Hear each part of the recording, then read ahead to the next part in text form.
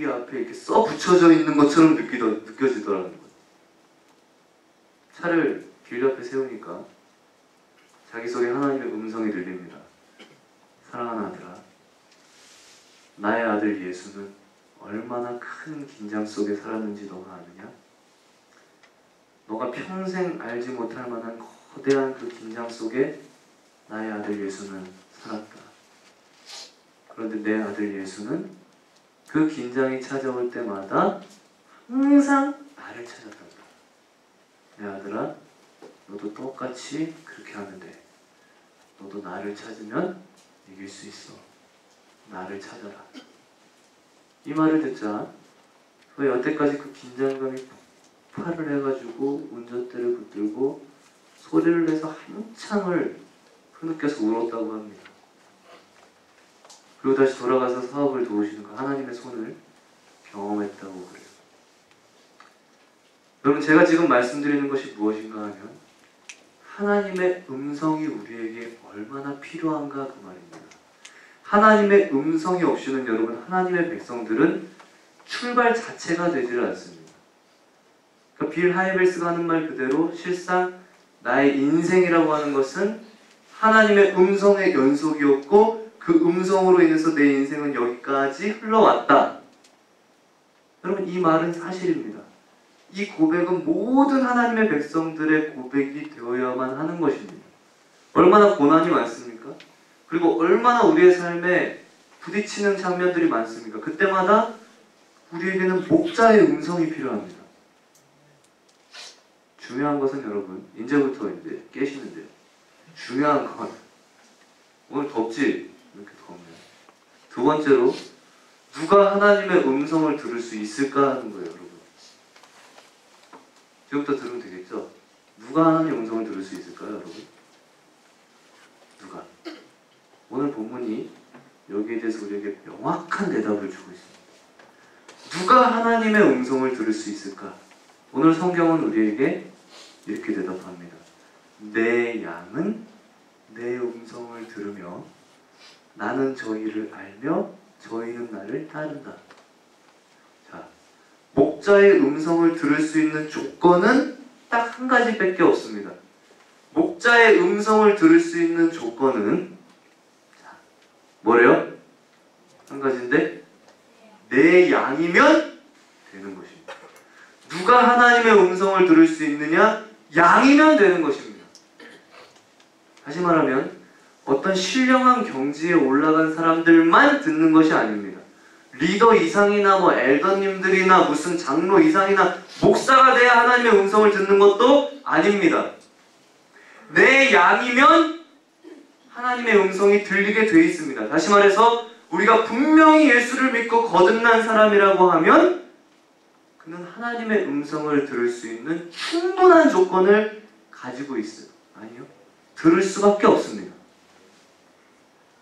여러분, 실제로 이런 일이 있습니다. 요르단의 한 지역에 베두인에게 실제로 일어났던 일이에요. 싫어합니다. 이거 싫어하냐? 싫어합니다. 자, 여러분, 베두인 아십니까? 지금도 양 치면서 사는 민족. 베두인. 이 베두인 한 여인이 양을 치다가 자기 새끼 양 한 마리를 잃어버렸어요. 양은 이 식구와도 같은 존재이기 때문에 이 여인이 양을 너무너무 찾고 싶었습니다. 그래서 같이 치던 이 양떼들을 다 뒤지고 해도 찾아낼 수가 없어요. 2달이 지났습니다. 2달이 지난 후에 동네에 이 양떼가 지나가는 것을 보는데 그 여인이 그저 그냥 생각이 나서 그 양떼의 목자에게 자기가 2달 전에 양을 잃어버린 자초지종을 이렇게 말했다고 합니다. 내 양 보지 못했느냐, 이런 이야기를 한참 나누고 있는데, 그런데 여러분, 그 순간에 믿지 못할 일이 벌어졌어요. 2달 전에 잃어버린 양이 목자가 대화하는 그 음성을 듣고서 양떼들 가운데 걸어 나오는 것입니다. 이 양이 목자의 음성을 식별을 하는 것입니다. 여러분, 예수님이 하시는 말씀은 너무너무 유대인들이 듣기에 이해하기 편한 말씀이에요. 지금 오늘 여러분이 읽은 말씀이 너무 쉬운 말이에요. 내 양은 내 음성을 듣는다. 맞습니다, 여러분. 그가 분명히 거듭난 하나님의 백성이라면, 그가 특별한 능력이 없어도, 다른 어떤 특별한 체험이 없어도 하나님의 음성이 그 속에 들리게 되어 있습니다. 중요한 것은 여러분, 왜 그럴까요? 왜 예수를 믿고 거듭나기만 하면 누구든지 하나님의 음성을 들을 수 있는 이유가 도대체 무엇일까요? 이걸 알아야 됩니다. 지금부터 진짜 깨 있으면 됩니다. 그거를 알기 위해서는 여러분, 하나님의 음성을 듣는다고 하는 것이 도대체 무엇인지를 이해할 수 있어야 됩니다.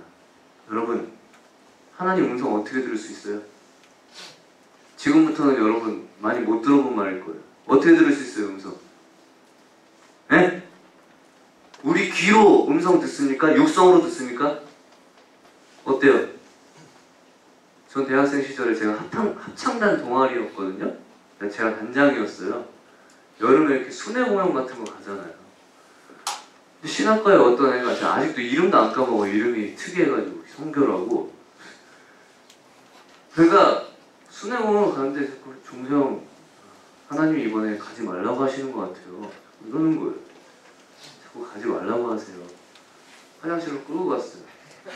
네가 가기 싫은 거잖아. 왜 하나님, 말씀 하나님이 너한테 가지 말래? 성도야 가지 마 이래? 네가 가기 싫은 거면서 왜 하나님 자꾸 말했대? 저는 그 말이 정말 싫었어요. 하나님 뭐 하라는 것 같아요. 하나님이 뭐라고 저에게 말씀하셨어요. 너무 싫은 거야. 그게 대학교 때 막. 젊은 혈기에 막. 네가 가기 싫다고 말해. 안 가도 돼. 어? 아 진짜 그랬어. 여러분, 엘리야가 하나님 세미한 음성을 들었다고 말씀해서 해서 제가 금식을 하면서 내 귀에 무언가가 울리지 않을까 싶어가지고 수업 시간에도 길을 갈 때에도 온 신경을 귀에다 내가 집중을 해본 적이 있습니다. 근데 한 번은 귀가 실제로 울려요. 그래서 저는 왔구나, 드디어. 근데 알고 보니까 하나님 음성이 아니고 계속 밥을 안 먹어가지고 배가 고파서 고막이 떨리는 현상. 제가 좀 불쌍하게 살았어요, 대학교 때. 여러분, 우리는 하나님의 음성을 듣는 것이 우리의 육신의 귀로 듣는 것이라고 생각을 하는데 그렇지 않습니다, 여러분. 우리는 어떤 생각을 하는가 하면 내 육신의 귀를 가지고 다른 사람의 말을 듣듯이 하나님의 음성을 들으면 이게 가장 확실하고 가장 신령한 것이고 가장 좋은 방식이라고 생각을 합니다. 그러나 여러분, 그렇지 않습니다. 한번 여러분 생각을 해보십시오. 우리는 다른 사람하고 소리를 가지고 대화를 합니다. 맞아요? 그렇죠? 다른 사람하고 소리가 없으면 대화가 되지 않습니다. 소리라고 하는 매개체가 없으면 여러분 대화가 불가능합니다. 그렇죠? 다시 말해서 한 사람이 말을 하고 우리의 성대가 울리고 공기가 진동이 되어서 상대방의 고막을 때려서 들리는 이 소리가 있어야만 우리는 대화가 된다고 생각해요. 네? 그 이유가 무엇입니까? 네? 그 이유가 뭐예요? 이유는 간단해요. 저 사람하고 내가 떨어져 있기 때문에 그렇습니다. 저 사람과 내가 공간적으로 떨어져 있기 때문에 소리라고 하는 매개체가 없으면 대화가 되지를 않습니다. 그런데 여러분, 중요한 생각을 한번 해보십시오. 만약에 여러분, 저 사람과 내가 공간적으로 떨어져 있지 않고 말 그대로 완전히 저 사람과 내가 영혼이 연합되어 있다면 저 영혼과 내 영이 완전히 그야말로 공간적으로 떨어져 있지 않고 그야말로 공간적인 간격이 없이 연합이 되어 있으면 여러분, 소리라는 매개체가 필요할까요? 필요하지 않을까요? 깨 있는 분들 대답해 보세요. 필요하지 않습니다. 다시 말해서 남편과 아내 두 사람이 여러분 이거 한 몸이라고 하는데 결혼하면 사실은 완벽한 이 연합은 아니죠. 부부 사이에도 여러분 두 사람이 법적으로는 연합이 되어 있지만 실제로는 영 자체가 연합되어 있는 것은 아닙니다. 만약에 남편과 아내가 진짜로 두 영이 아니고 완전히 한 영으로 연합되어 있으면 소리라는 것이 필요한가 필요하지 않은가? 전혀 필요 없습니다.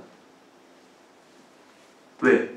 이심전심이라. 내 생각이 부인 생각이 되게 돼 있습니다. 가령 여러분, 우리 개인을 한번 보십시오. 우리 개인. 내 안에 영도 있고 혼도 있습니다. 영과 혼이 연합되어 있으니까 어때요? 내가 생각만 하면 내 생각이 내 뜻이 되어서 내가 움직여요. 우리 중에 여러분, 내가 생각을 하고 나서 나는 밥을 먹는다 하고 밥을 먹고 막 곱창하고 밥 먹는 사람 있어요? 내가 밥을 먹는 생각을 하면 내가 그냥 먹는 거예요. 맞아요? 왜? 분리가 되지 않기 때문에 그래요. 쉽게 말하면 여러분, 두 사람이 진짜 한 영으로 연합되어 있으면 소리라는 매개체는 필요 없습니다. 소리를 내어서 말을 안 하면 오해를 많이 갖게 되죠. 친구가 좀 표정이 어두우면 지금 나한테 이 녀석 불만이 있다. 저 언니 나한테 불만이 있네.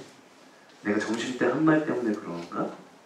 근데 사실은 그 친구는 그게 아니고 회사에서 안 좋은 일이 있었는데 말을 안 하면 여러분, 소리를 내서 말을 안 하면 모르는 것입니다. 왜? 한 영이 아니기 때문에 그래요. 정말 한 영이라면 말할 필요가 없죠. 소리가 필요가 없죠. 오래 선발을 맞춘 미드필더의 생각이 공격수의 생각이 되게 돼 있습니다. 이니에스타가 올려주면 메시가 뛰는 거예요. 눈빛만 봐도 알아요. 그렇게 돼 있는 거예요. 그럼 여러분, 하나님과 나는 어떻게 존재하는지 존재 방식을 한번 생각해 보십시오. 하나님과 우리는 어떤 관계에 있습니까? 우리와 하나님 사이에는 공간적으로 이역만리 떨어져 있습니까? 그렇지 않습니다. 하나님과 우리는 말 그대로 한 영으로 연합되어 있습니다. 왜? 성령께서 우리 안에 들어오심으로.